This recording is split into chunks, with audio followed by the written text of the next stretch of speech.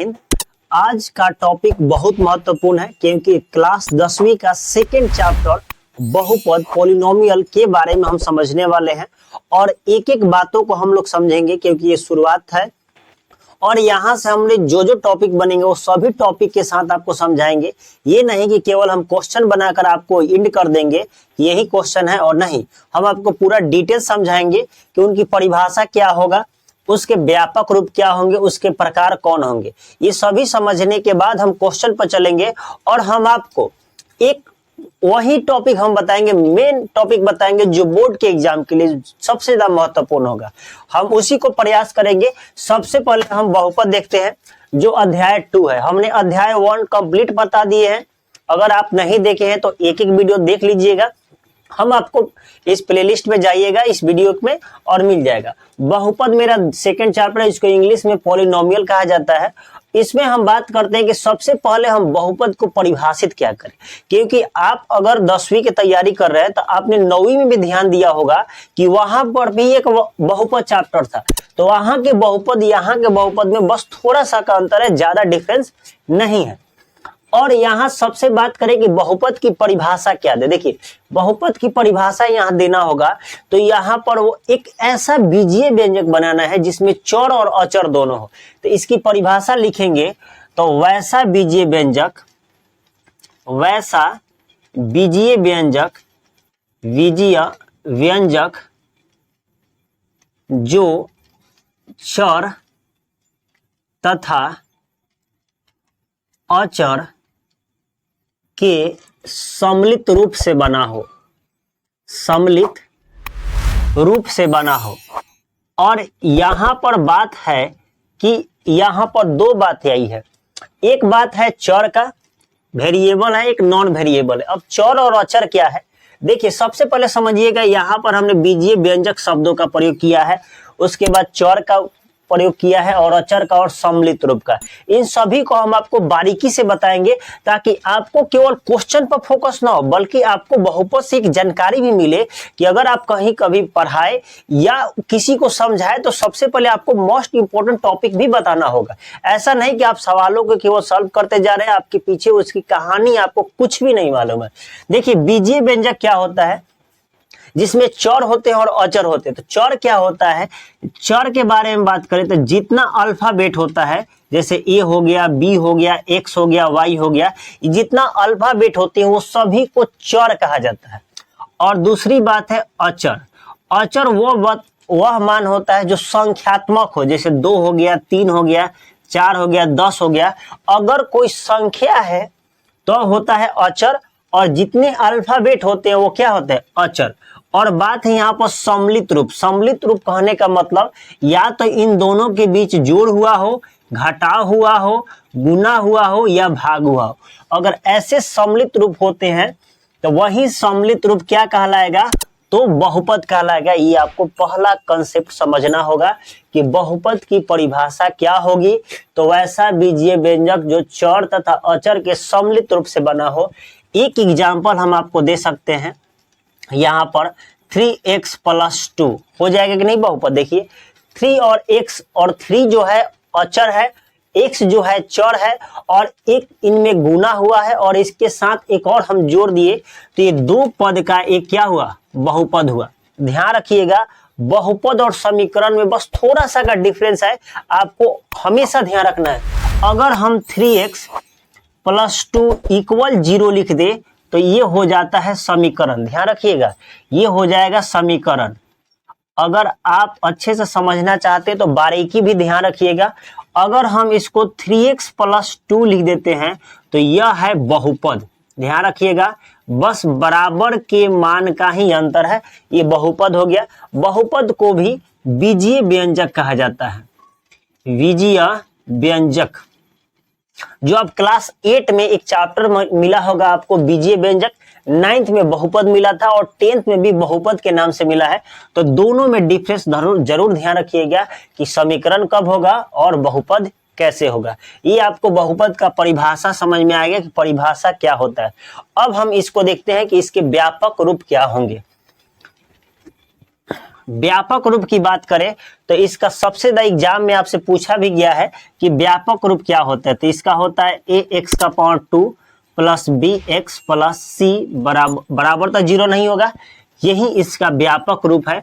और यह व्यापक रूप जो है यह किसका है, देखिए दो घात है तो द्विघात बहुपद का व्यापक रूप है, द्विघात बहुपद का व्यापक रूप है। क्योंकि आपको 10वीं में द्विघात बहुपद ही पढ़ना है, 9th में आप जाइएगा तो सिंपल बहुपद के एक प्रकार दिया है, बहुपद समझने के लिए एक चैप्टर वहां पर दिया है। अब हम देखते हैं कि बहुपद के प्रकार। तो बहुपद के जो प्रकार होते हैं, दो तरह के प्रकार होते हैं। एक होगा, एक मेन स्टार होगा पद के आधार पर, पद के आधार पर, ये पद के आधार पर हम देखते हैं कि बहुपद का प्रकार क्या होगा।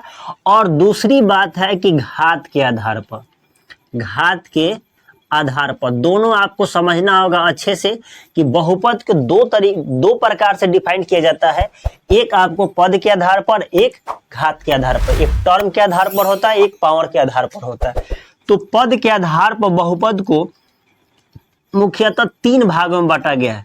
पहले बहुपद को बोला जाता है एक पदी, एक पदी बहुपद।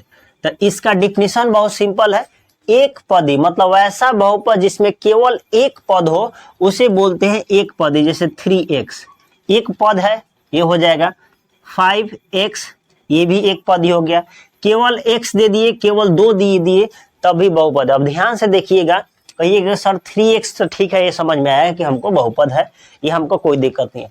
5x भी हमको समझ में आया कि एक x है, एक चर है, एक अचर है, ये भी समझ में आएगा। लेकिन x को और 2 को क्यों बहुपद मानते हैं, इसको समझिएगा। पहले आप समझिए कि एक पदी है, एक पदी मतलब जिसमें एक पद हो, एक टर्म हो।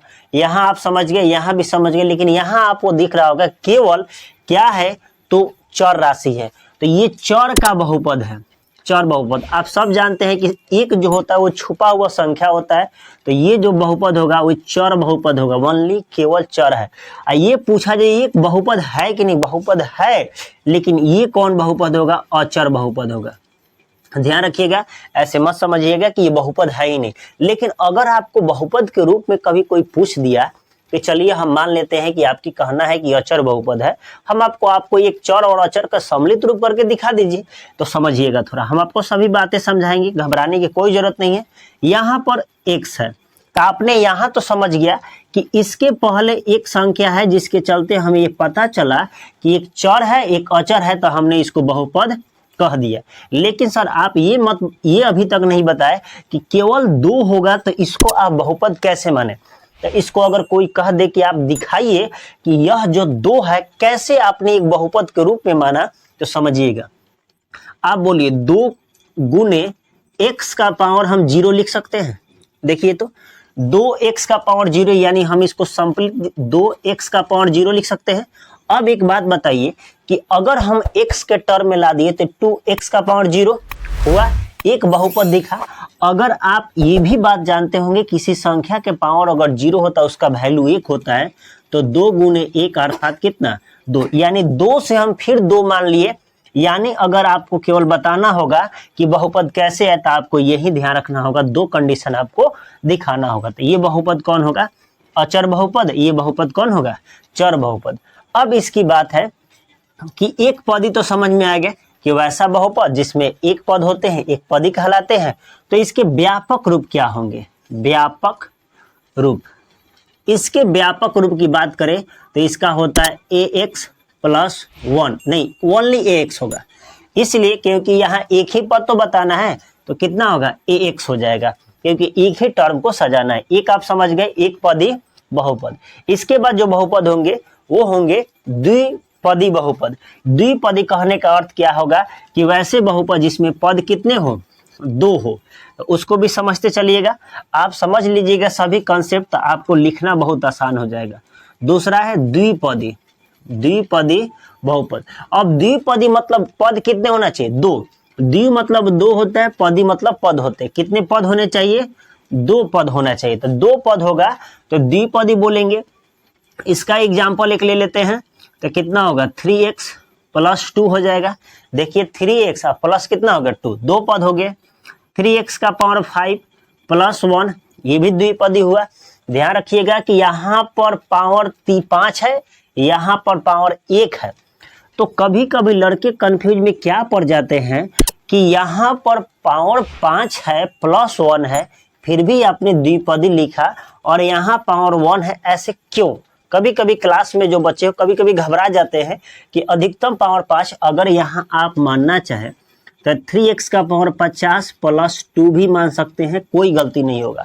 आपको यही ध्यान रखना होगा, जब भी आपके पद के आधार पर बहुपद पूछेगा तो आपको पावर नहीं देखना है, घात को ध्यान में नहीं रखना है। घात कितना भी हो उससे कोई मतलब नहीं है, बस आपसे जो कहा जाए वो होना। जैसे एक पदी बहुपद होना, तो पद एक हो, x का पावर 100 हो जाए कोई दिक्कत नहीं, लेकिन पद कितने होना चाहिए? एक ही होना चाहिए, ये ध्यान रखिए। पद एक है, पावर समथिंग जो भी हो से कोई दिक्कत नहीं।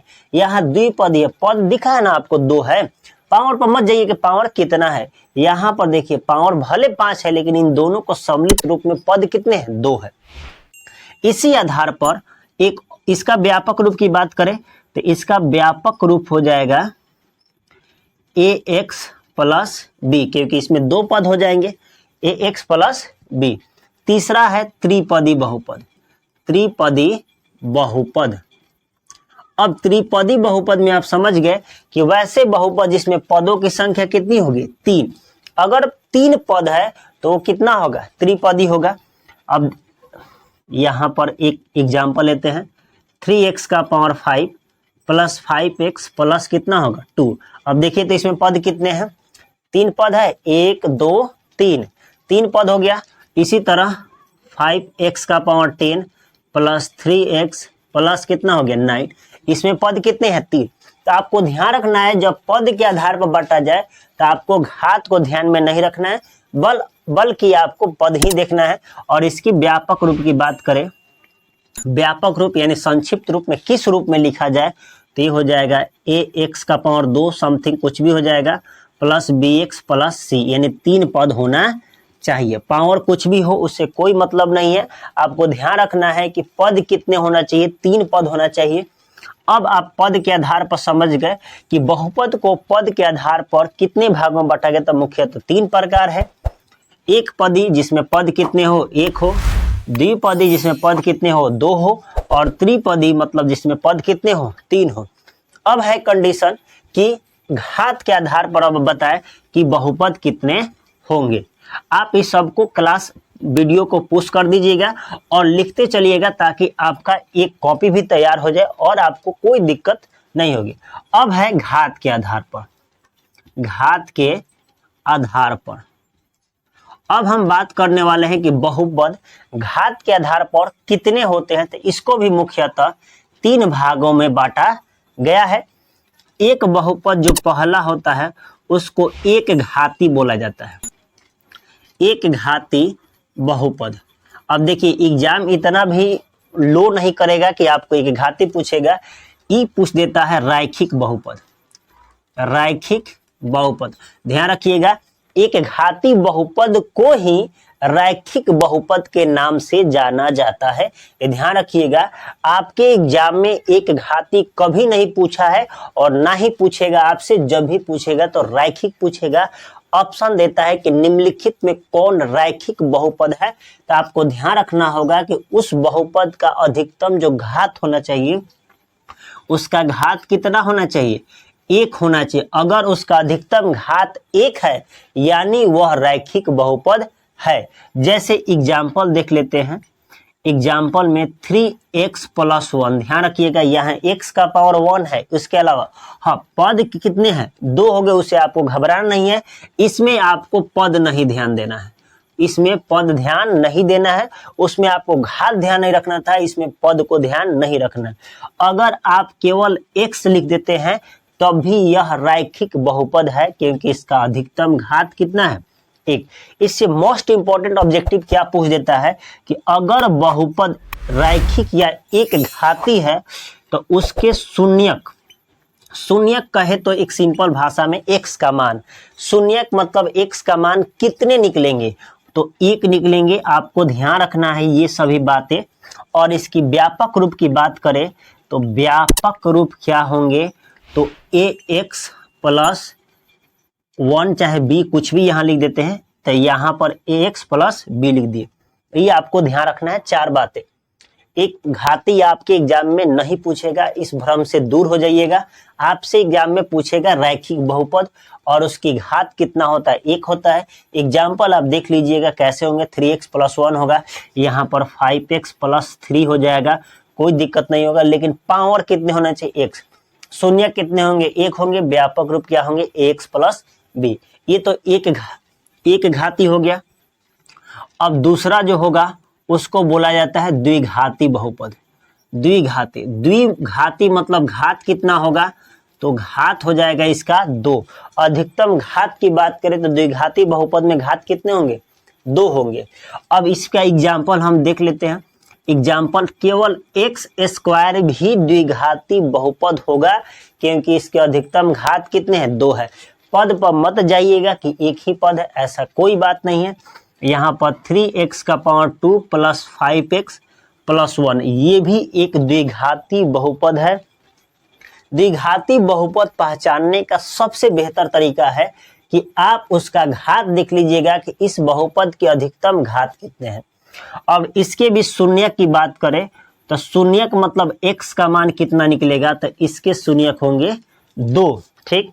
और व्यापक रूप की बात करें कि इसका संक्षिप्त रूप यानी व्यापक रूप क्या होगा, तो इसका हो जाएगा ax² + bx + c। यही क्वेश्चन हर बार बहुत बार एग्जाम में पूछा गया है।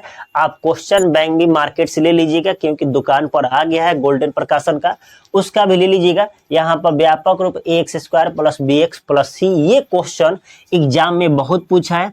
और ये बहुत पूछा है कि रैखिक बहुपद के घात कितने होते हैं, क्योंकि बहुत सारे बच्चे को ये ध्यान नहीं रहता है कि रैखिक बहुपद कहता किसको है, तो एक घाती को बोला जाता है और इसका व्यापक रूप ax + b होता है।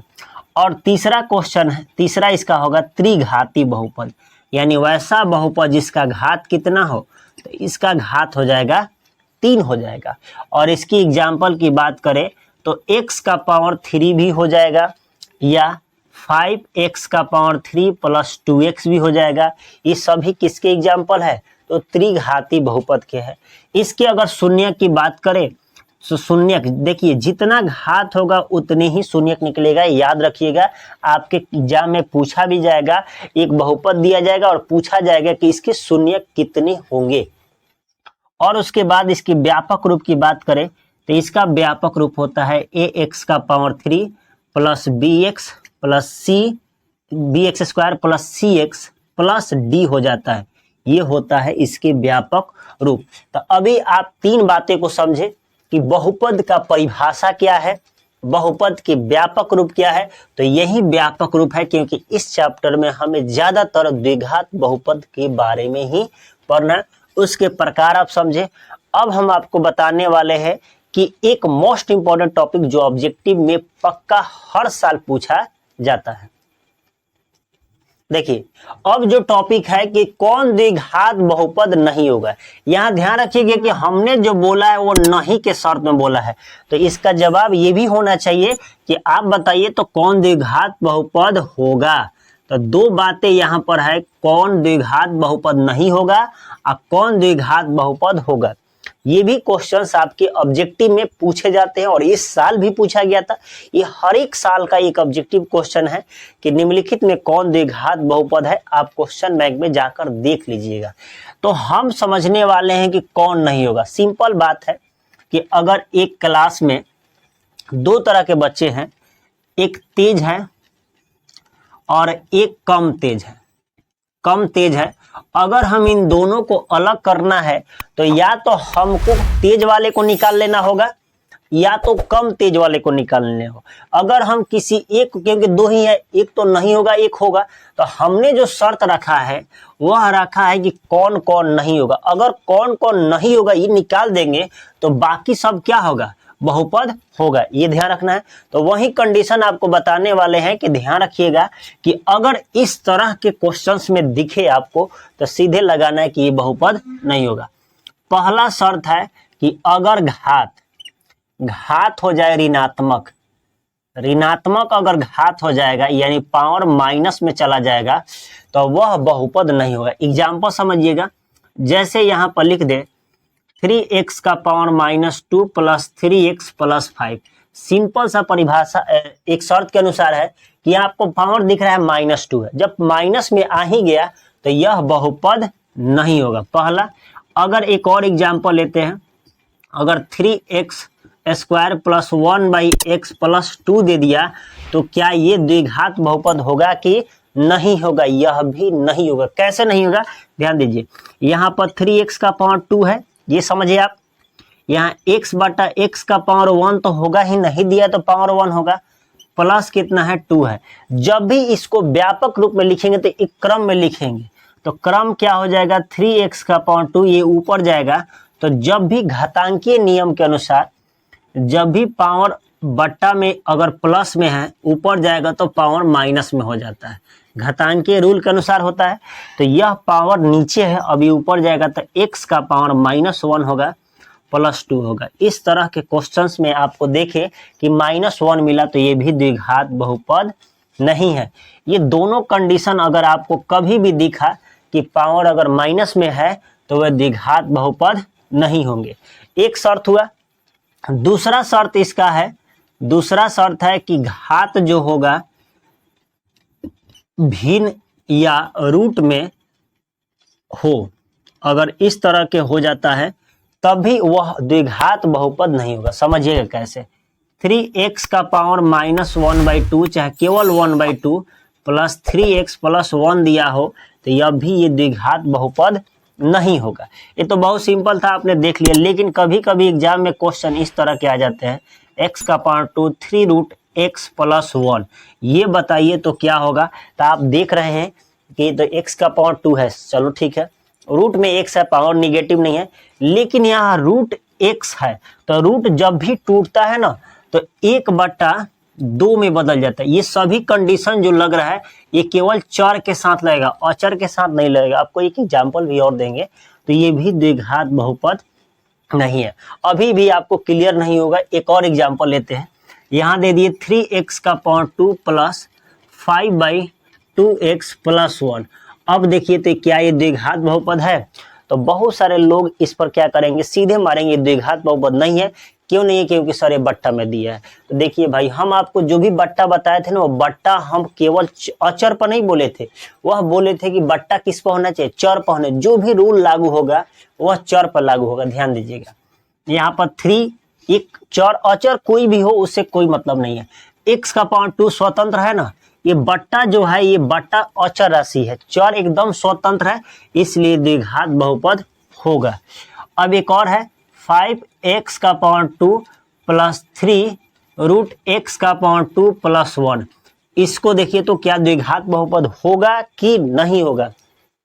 तो इसको ध्यान दीजिए, यहाँ के अनुसार अगर कोई पढ़े कि घात सर बोले हैं कि रूट में अगर हो तो ये द्विघात बहुपद नहीं होगा, ये होगा। ध्यान रखिएगा, ऐसे ही एग्जाम में आपके क्वेश्चन पूछे जाते हैं और कभी अचानक धर दे आंसर लगा दीजिएगा ये कि होगा। ध्यान दीजिए, पावर 2 है, जब भी पावर 2 होता है तो रूट से बाहर निकल जाता है और पावर एकदम स्वतंत्र मान हो गया, इसलिए द्विघात बहुपद है। अभी तक जो भी ये क्लास है पूरा इंट्रोडक्शन क्लास था। हम इसके बाद इसके जो भी क्वेश्चंस होंगे एक एक आपको क्वेश्चन मेन टॉपिक बताएंगे। ऐसा नहीं कि सभी टॉपिक बताया जाएगा, मेन जो बोर्ड के एग्जाम के लिए होगा वो बताएंगे। ये इंट्रोडक्शन क्लास देखिए, इसके बाद हम आपको क्लास के एक एक क्वेश्चन डालेंगे। फिर मिलेंगे नेक्स्ट वीडियो में, तब तक के लिए जय हिंद।